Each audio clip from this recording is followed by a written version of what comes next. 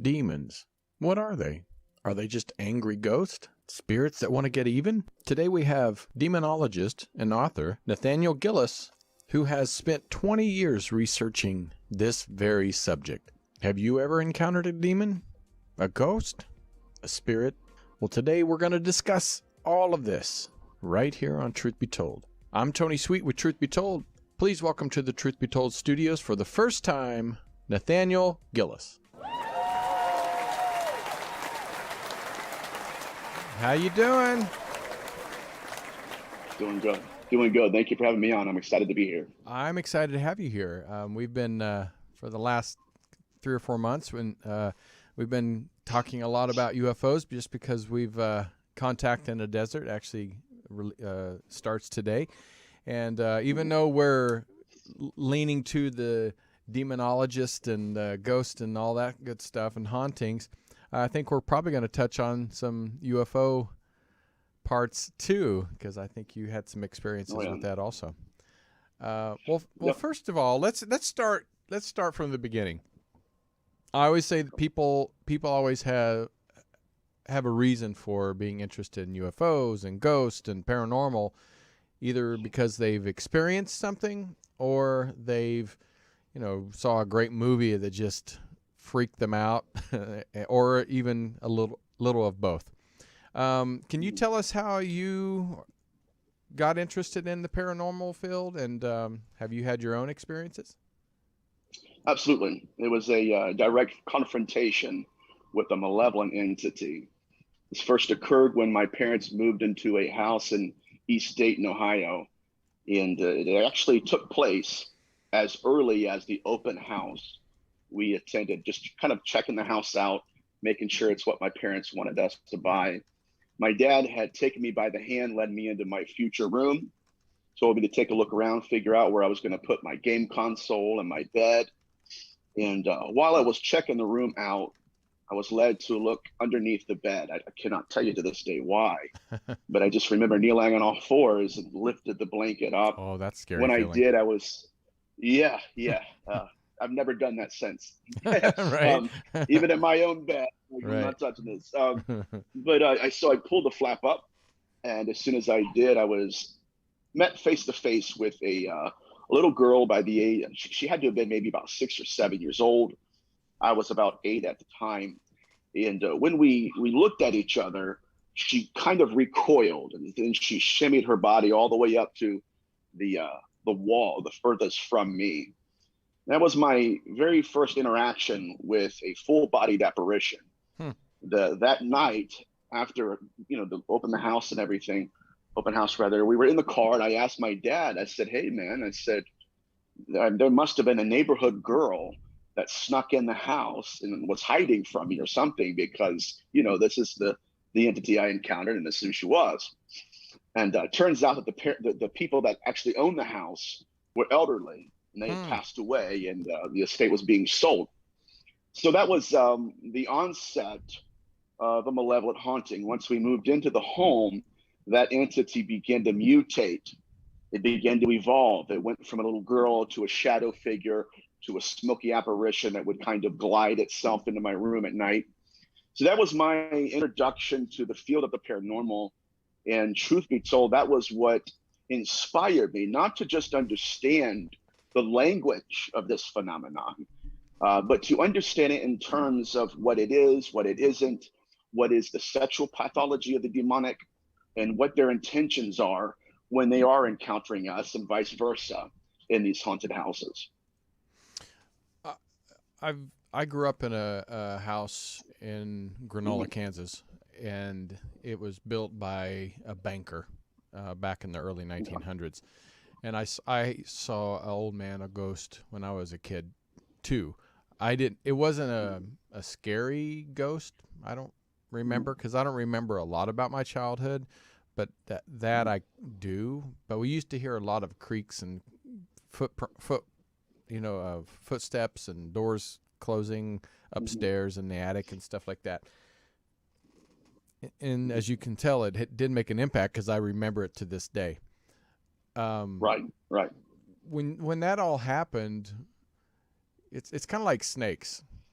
sometimes you encounter snakes, and the encounter of a snake either scares you for the rest of your life of snakes, or the fascination of, like my brother, who'll bend down and pick up a snake and go, "Oh, look at a snake." And I'm like a 12-year-old girl screaming and running the opposite way. So how, Yeah. as a child, I'm sure it scared you, but it seems like your curiosity kind of took over the fear. And how did that change? Correct. I mean, how did that, as a child, what was that switch to where it was like the curiosity took over? Well, this is something that would go to bed with me at night. It was haunting in every fathomable definition of the word. It would take a shower next to you. I mean, it would be Right. there, present with you, but absent from you at the same time. Right. And so it was such a time of my life where the only coping mechanism that I had with this manifestation was to treat it as a language and ask myself, even as a young boy, is it possible that I'm afraid of this and I shouldn't be? Right. Is it possible that it's projecting its fear of me upon me as a defense mechanism? I didn't know. And so later on in my life, I really poured myself into the demonic literature, the grimoires, trying to understand it. And what's really interesting too is during this time of my life when I was going through this haunting, I was attending a local evangelical church. And what I realized even at that age is that what I was experiencing did not fit in the religious fundamentalism blueprint Right. that I was given.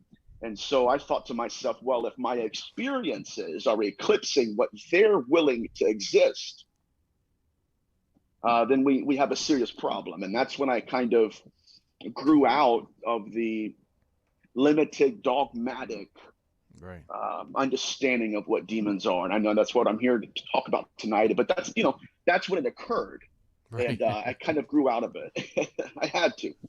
Well, I mean, we hear a lot about, I mean, you watch a lot of Hollywood horror movies, and other than Ghost with Patrick Swayze and a few others, it's always very gory, scary, creepy. And, we have ghosts, spirits, demons, poltergeist, spirit, and pretty much the list goes on and on and on. How do you, or in your 20 years of experience, how do you determine what is what? Well, I want to say this. My research is very unique in the sense that I do not believe we're dealing with horns and hooves. I think the linguistics and etymological sources we have throughout history do not point to that. I think Christianity and Catholicism has dominated the market and has pushed people into corners to where they either have to identify demons as horns and hooves or they're just ghosts. My perception of this phenomenon is that there are evil people that die and they turn into what are called liminal beings. Liminal simply means that they're given heightened abilities, but they're somewhere in between a god and a man. This is why it's important to study apparitions. Researchers in antiquity, they believe that the soul of a man and a woman, or a woman, was made of the flesh of a god. So that's what we're witnessing in terms of demonic activity. It's disincarnate consciousness. And for millennia, what we've done is we've demonized consciousness to the point that if it doesn't fit into our dogmatic religions, it simply doesn't exist. Now, what do I believe a demon is? I believe it's the same concept as we've been taught throughout history.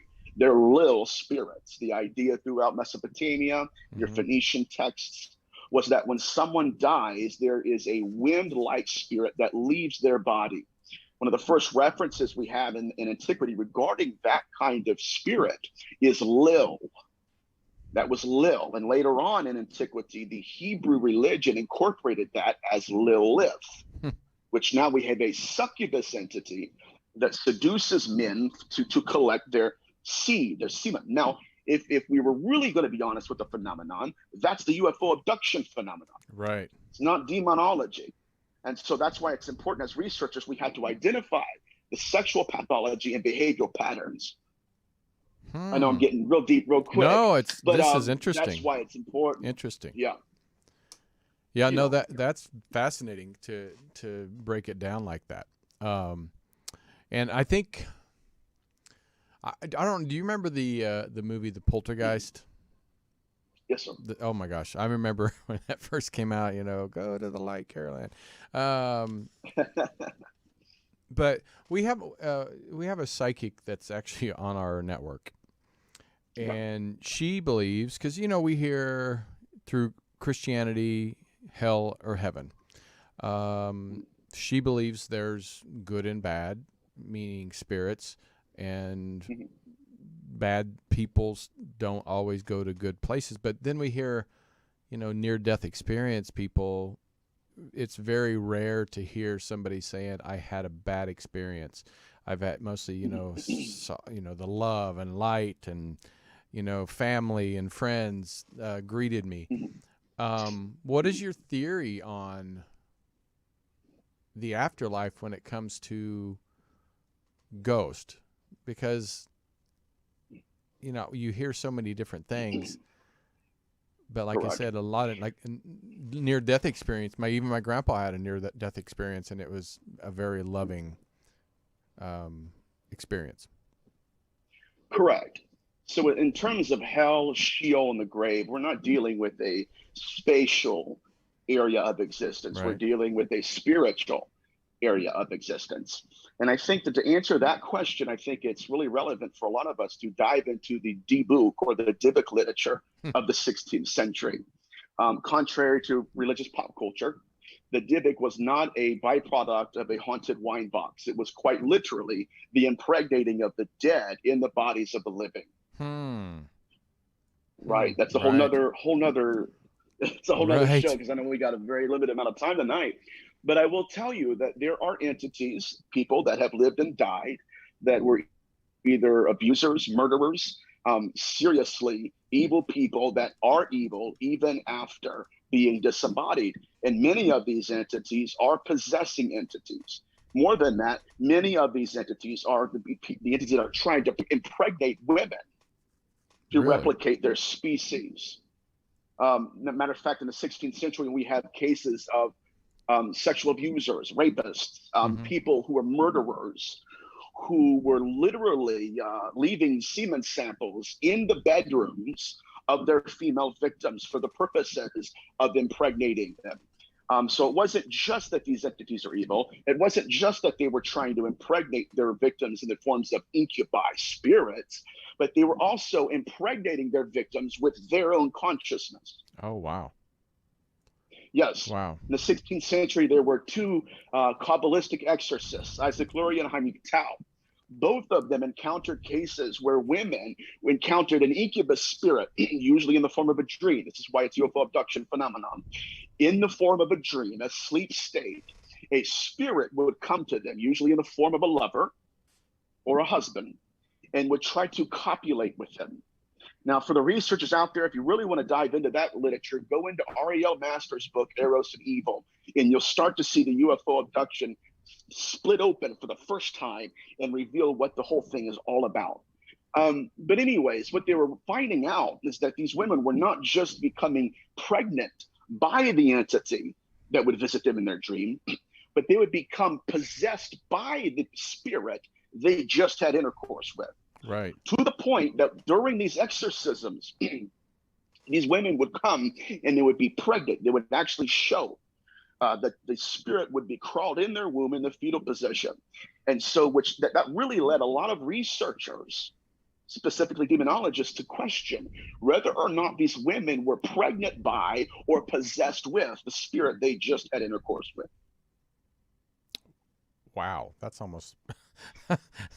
Wow, that's pretty crazy to think about that. Yeah, it's the way that they're self-replicating their species. This also ties hand in hand with the missing fetus syndrome. Right.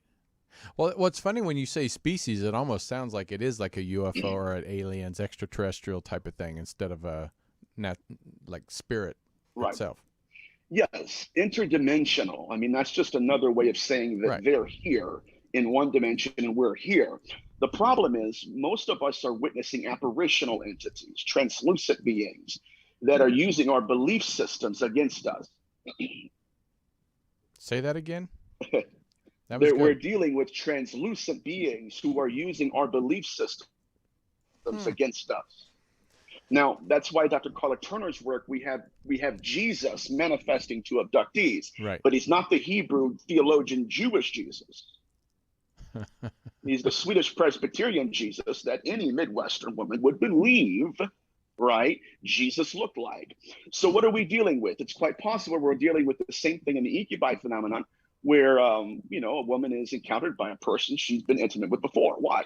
It's stepping into her mind and manifesting according to what she would prefer this entity to look like. And I'll stop there because I know we can go anywhere with that. Oh no, we can. And but I'm trying to get the direction I want to go. But when have you encountered women that have been Yes. impregnated? So when the woman realizes that this is a entity that had impregnated her, what is that? Is there an exorcism that can be done to save the fetus or save the child? With consciousness, yes.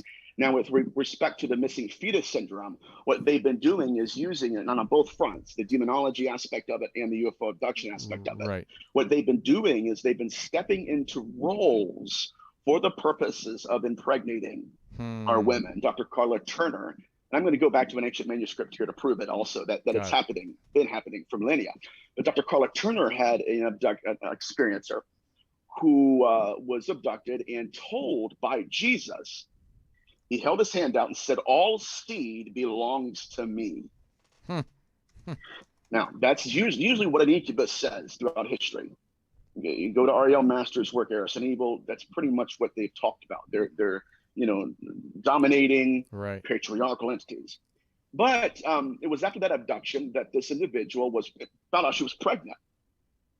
In the time of conception, it correlated directly with the time her abduction happened. So then she realizes here's the timeline. She realizes she's pregnant.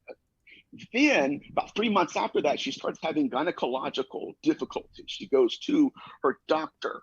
The doctor says, this is very important because they're harvesting souls. They said that the baby has passed away. And the lady said, well, I thought it was going to be. She even told her husband, this child is not a viable baby. That's what her words were.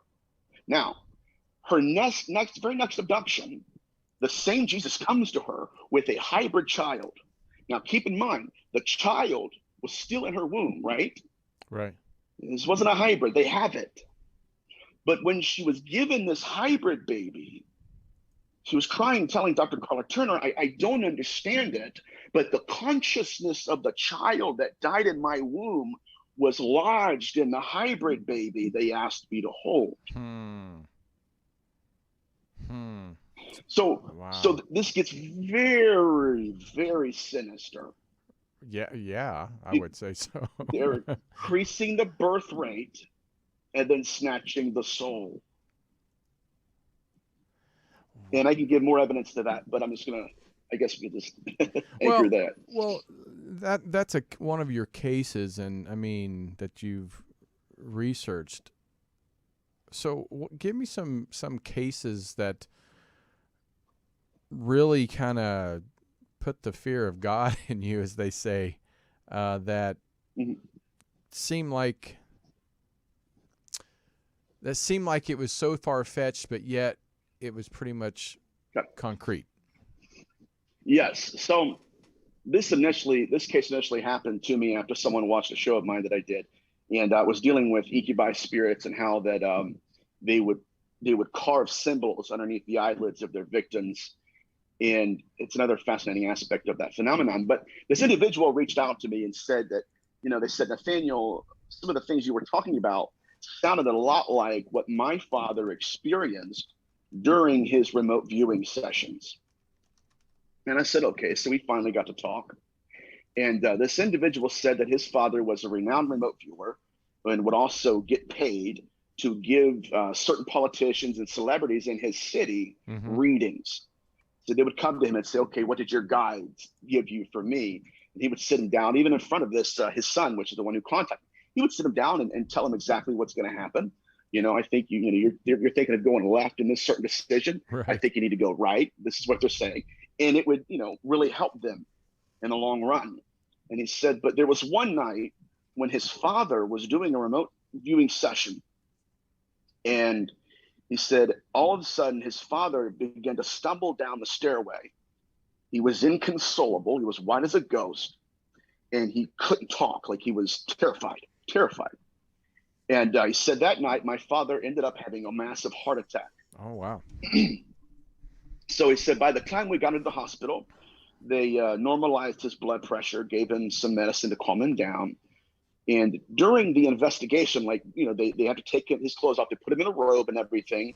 As they're putting a robe on him, they see religious amulets on his chest. Mm-hmm. Right. Now, this is haunting because the religious amulets that were used is not something that we would have used in our certain religious systems. There was a Star of David, there was a cross, and then there were Egyptian hieroglyphs. Now, as a demonologist and as researchers, we would usually employ one of the three, but not all of the three at one time. Right? So you will not have a Jewish person, especially a rabbi, going out there and using the cross. Right. You won't see a Christian carving Egyptian hieroglyphs, right? You won't. And so what I realized was not only are they carving amulets on flesh or on souls first, but they're also using these amulets in a different fashion than we are, which means they're playing by different rules. And if they're playing by different rules, then they're playing a different game. And demonology is left in the darkness. And I do believe that's the case. But what that led me to realize was this, because I'm going to go back into this before I move on. Sure. That young man that contacted me, he said that they have photos. I have the photos. But they also said they have Polaroid film of when, this is interesting, that when the soul of the father got back into his body began to manifest these amulets. Now, when I realized that, I started getting back into some of my library, my notes, my literature, and I thought, oh my God, I thought I heard about that happening with the Betty Luca case. And sure enough, Bob Luca watched his wife's soul being peeled out of her body. Her body is in the bed. Betty Luca remembers the abduction without her brain. It's in the bed. She sees without her eyes. There in her head in the bed, right? And when she gets back into her body begins to demonstrate a skin condition. Scoop marks. Right. Yes. So I would hypothesize to everybody that they're doing things to the soul first, and it's manifesting on the body second.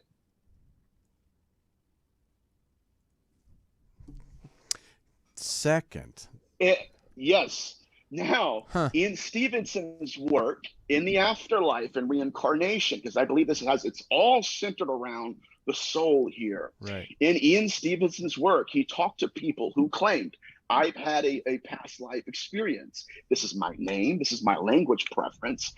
And then they would say, on my body, on my skin, there is a mark that symbolizes the fatal blow I suffered before I died.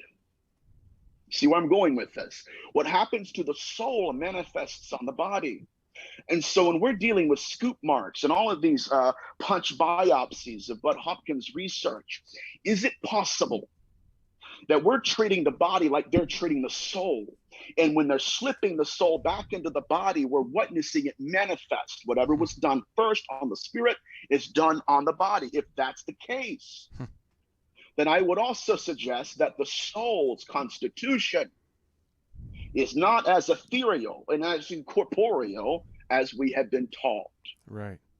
I'm getting passionate, man. I'm sorry. It's love such it. a fascinating stuff, man. So I'll shut up. How do you protect yourself? Because every situation is different. Because I couldn't imagine somebody going into and go, oh, it's going to be just like the last time. Because I think that would be a dangerous mistake. So how do you protect yourself going into these situations? Truthfully, we have no idea. None. I'll Just tell you cross the why. I fingers? just did it. Well, I know nobody wants to hear that, but I mean, let's look at it. Let's look at it in terms of hauntology. Mm-hmm. You know, I mean, the common thematic element throughout history, especially Catholicism, was that we can defend ourselves with the cross. Okay, let's look at the Carmen Snedeker case, the haunting in Connecticut. The entity was unable to go into a certain room in the house because there was a crucifix on the door frame. Next thing you know, the crucifix is gone and it's now in the room, right? That completely destroys any kind of religious hypothesis Catholicism wants to give us because they're not playing by those rules. Right? Mm-hmm. They're not. If they're too weak to go into the room because of the cross, but they're strong enough to pull the cross off the door frame, we've got a serious problem. Yeah. And what's been happening is we've had people that have manipulated the data sample throughout history, you know, to concur and agree with their hypothesis. The truth is, we don't have a clue as to what kind of game they're playing. We do know, like I said, that they are using amulets against us, symbology that like Father Sinistrari found. But a lot of these symbols don't belong to our world, our culture, or any religion we know of. And even the ones that do belong to religions we're aware of, they're combining the two in a religious, it's almost like a ritualistic formula of magic. So now I went on a week-long vacation in Rhode Island simply because I read one sentence, one abduction case in Dr. Carla Turner's work, and it sent me into almost a religious pilgrimage because the individual stated she realized there was an abduction about to occur. She starts to quote scripture, "Our Father who art in heaven, hallowed be thy name." This is, look at the imagery here. Right. She says, "Thy kingdom," and then boom, her eyes roll back in her head. She's abducted. So that didn't help. No. No. Right? What we're dealing with is a self-replicating species that have not been afraid of religion. Matter of fact, they've stood behind it and used our religious figures to communicate messages to us. The truth is, we don't know if they've been propping up these religious figures first, so that later on, when they truly want to manifest, they step into those roles second. So you know what? Here's the message, right? Look at the miracle, but here's the real message. So the truth is we don't know because again, they're playing by different rules, and if they're playing by different rules, they're playing a different game, and that's the most disturbing aspect of my research that I've encountered personally. Yeah, I always wondered, if you look back in history, most of the people that's died on this planet or killed on this planet were through more religious wars. And if religion were so holy, quote, quote, you would think it would actually be protecting people from religious wars. So you wonder if was some type of entities or something behind the thinking of some of the leaders of the religious, you know, Catholic churches and Protestant churches back then to cause, you know, this destruction, really. Right. To cause death. Yeah. Right. To release that religion. Consciousness. Exactly right. Exactly right. I mean, even if we go down to the animal sacrifices that were prevalent in especially every major monotheistic religion, but not even that in Mesopotamia. Right. Well, there's a common thematic element here, guys, and that is that it's the releasing of consciousness for whatever reason. I do believe that there is a currency of consciousness involved here, right? It's not just the impregnating of the hybrid or placing babies in the wombs. It's taking the soul out and using that to further their species, to help them self-replicate. And that's an important point to ponder, because if we get into the Genesis 6 narrative, and I'm at odds with a lot of these religious fundamentalistic, you know, these other researchers they're so tethered to the dogma that they don't read any other kind of literature that predates Genesis 6 to understand the context. In Genesis 6, we're dealing with ghosts. Right. And then what they were doing is, look at this, Nephilim, if you take the vowels out, because it was Paleo-Hebrew, you have the word for stillbirth. Huh. And then Genesis 6 says, as men begin to multiply. What are we looking at here, guys? We need to be looking at a heightened birth rate, right? Mm-hmm. And then taking consciousness. As soon as they get here, they're gone. Right? Does that make sense? I mean, it's very unique. No, very unique. And this at this time, I usually take questions from the chat room, and I do have Lisa Marie was asking Nathaniel, do you still see that little girl you first saw when you were young in your house? No, I don't. No, I don't. I think that was just exactly what haunting phenomenon does, especially if it's malevolent. It will manifest as something that you would cater to, or you would be soft to and kind. This particular entity, I believe, manifested as that little girl to get sympathy or to get kindness from me. And then as I grew older, it would change its shape and its form. At the end of it, when I finally moved out of that house, I do believe that that was a spirit that had influenced someone to commit suicide. Oh, wow. And so I think I was not just consciousness I was experiencing, but it had some tie to suicide. Do you see a lot of different, or can a demon and a ghost be the same thing, or can a demon and a ghost be in the same household but two separate entities? Same substance, different status. Right. Same constitution, different qualities. What do I mean by that? Well, like if you go back into antiquity, you see what the nature of a ghost was. You can have them, they are the same substance. They have the same apparitional qualities, but your demons will have an IQ probably in 160, if not higher. Oh, wow. They will have the sexual pathology of a serial killer. It's not just raping and plundering and murdering. You're dealing with an entity that has a separate morality than we do, than anything known to us. And I think that's what really harbors a lot of our interest, because it's not just that they have a separate morality, but again, they're playing by different roles. And that's what, to me, that's what creates a demon. It's not just somebody who's evil. They're evil on their own standard. They have their own victimology. And we're still trying to understand that. But I mean, you're like talking to Jeffrey Dahmer and you're trying to figure out why do you do what you do? You can't. You'll not know it. It's their own world. It's weird. Can demons or spirits, because being on this planet as humans, as living beings, we hope to evolve into a better soul or a better spirit, once we leave this planet. Can spirits and demons actually evolve into better or get even worse than they are? Yes.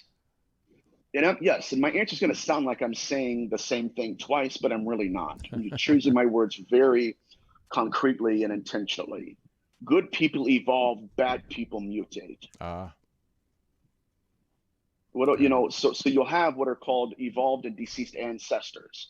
Now in history, those were our angels. That's the Hebrew word malachim. Prior to them incorporating it in their monotheistic religion, it meant deceased ancestors.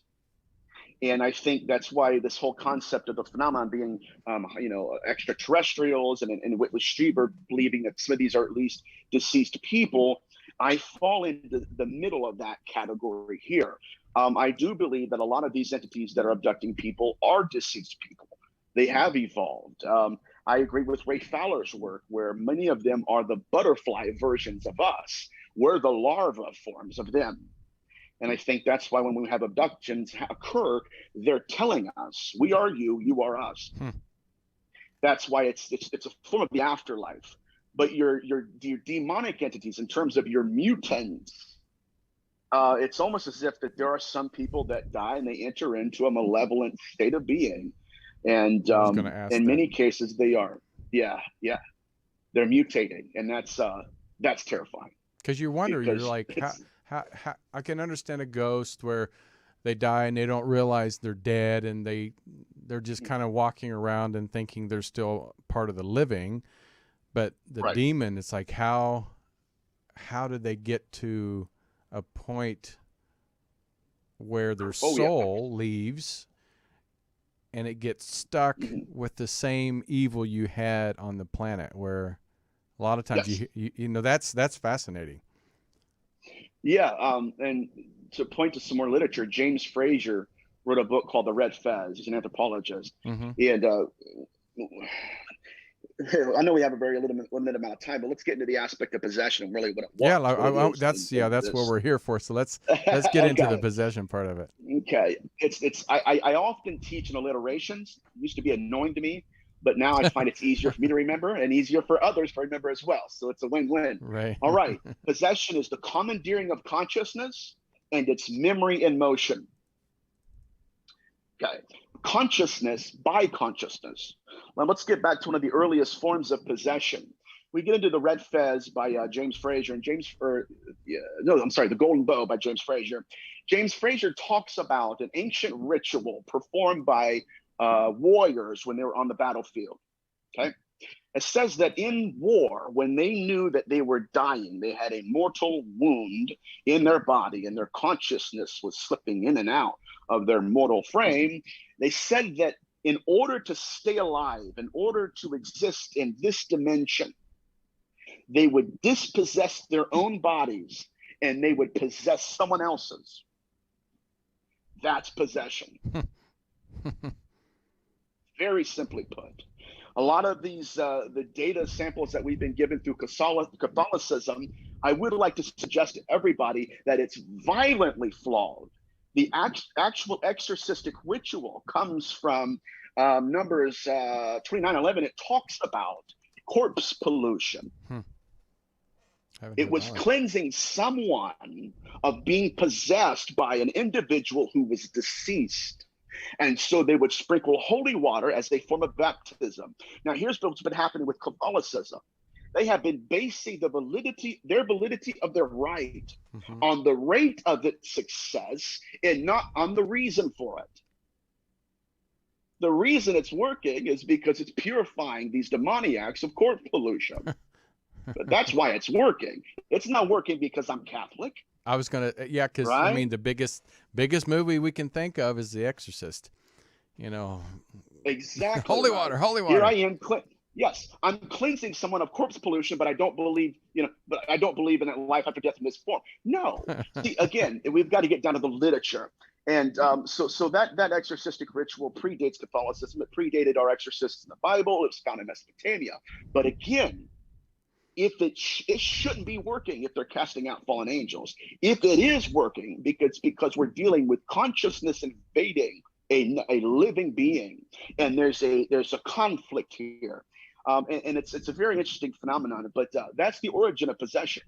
Matter of fact, prior to them possessing mortals and bodies, these entities possessed family gods as statues. Possessed statues. So that's the origin of possession. So yeah, I mean, I work with a lot of psychics. For a long time, I've either had them on my network or whatever reason. And they always say, say a prayer of protection, or say that you're not welcome here. Leave me alone, and they'll go away. I mean, I totally believe that, we are powerful beings. Or at least our souls are powerful beings. Our bodies may be strong muscularly, but I think they're weak because it is flesh. But our soul and our spirit couldn't be strong. How does one, exude or spirit from our body or from our aura to protect ourselves?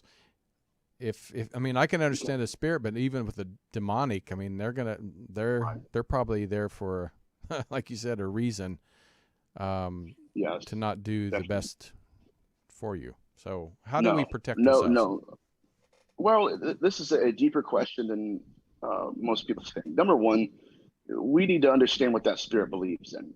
Right. If you go back into the deep phenomenon of the 16th century, we have spirits that were Muslim in descent and religion, and they died, and they carried their own belief systems into the afterlife. And so what was so fascinating about that literature is you would actually have a Kabbalistic rabbi in Safed, Israel, and they're quoting Torah, and the entity's saying, time out. I don't believe in Torah. I believe in the Hadith. So because of how their villages were situated in that period of history, they would just go across the railroad tracks. They would go across the road and say, hey, is there an imam here who knows the Hadith? And so they would actually cast a Muslim man out of a Jewish woman. So it's important to understand what that spirit believes in, right? What religion is it? What does it respect? Moving even deeper with Father Sinastrari's work, he was a Franciscan priest. He encountered, look at this paradox, pagan demons. Who, matter of fact, he was on the roadside one day next to his cottage, encountered one of these entities. He tried to use every trick in the book. And it just looked at him, literally said, I don't believe in any of that. None of it works on me. And so I think it's all of the above, but only within specific occasions. Well, we have about 8 minutes left, and I want to ask one more question from the chat room. And then Alan says, does Nathaniel think part of his mind is being switched part of mind control is about switching part of one's soul? There we go. Yes, absolutely. And I think that I'm going to repeat myself. This goes even deeper. It's a great question. It's great points. I would like to suggest to you that it's not just possession. It's not just switching consciousness in and out and having walk-ins. I do believe that we're dealing with people who are existing in the memory of someone else. Jeffrey Dahmer's most favorite movie was The Exorcist. He would go into trances, and after his murders, he would start demonstrating memories of of necromantic rituals that he shouldn't have had any knowledge of, but he did. He would be possessed by something that would begin to communicate out of him. So who told him that? Who told him how to perform these rituals? He's biblically illiterate. He didn't go to, he doesn't have a background in the ancient Near East. And yet during his murders, something would step into his skin, look through his eyes, and begin to manifest memory, language preference, and cultural understandings, right? It's fascinating. So I do believe that's the case. The trouble in this phenomenon is that I do not believe we need to be looking for hybrids in terms of David Jacobs' work. I'm a big fan of James, love him to death, but I think we need to be dealing with consciousness. Wow. Looking in the eyes of someone thinking they're human, they're not. Human body, but their religious system is not ours. So they can do whatever they want to do without telling us why. So it's not just possession, but again, we're dealing with consciousness, pausing other consciousness and stepping into the body. What do you think? What do you think weakens us? Meaning, people that do Ouija boards and seek out, Satanism and even certain religions. Mm-hmm. What opens the door, or does it even matter? Opens the door to demons. An unhealthy interest in terms of evoking, like Ouija boards. I'm against Ouija boards. That's like saying I want to go talk to my Uncle Ted and opening the door and saying, hey, Theodore, right? And any Theodore, right? Ted Quincy comes out and starts hanging out with you. Right. Again, what they're doing is they'll step into roles we give them. And by God, I'll tell you, that's exactly what they've been doing in the UFO abduction phenomenon too.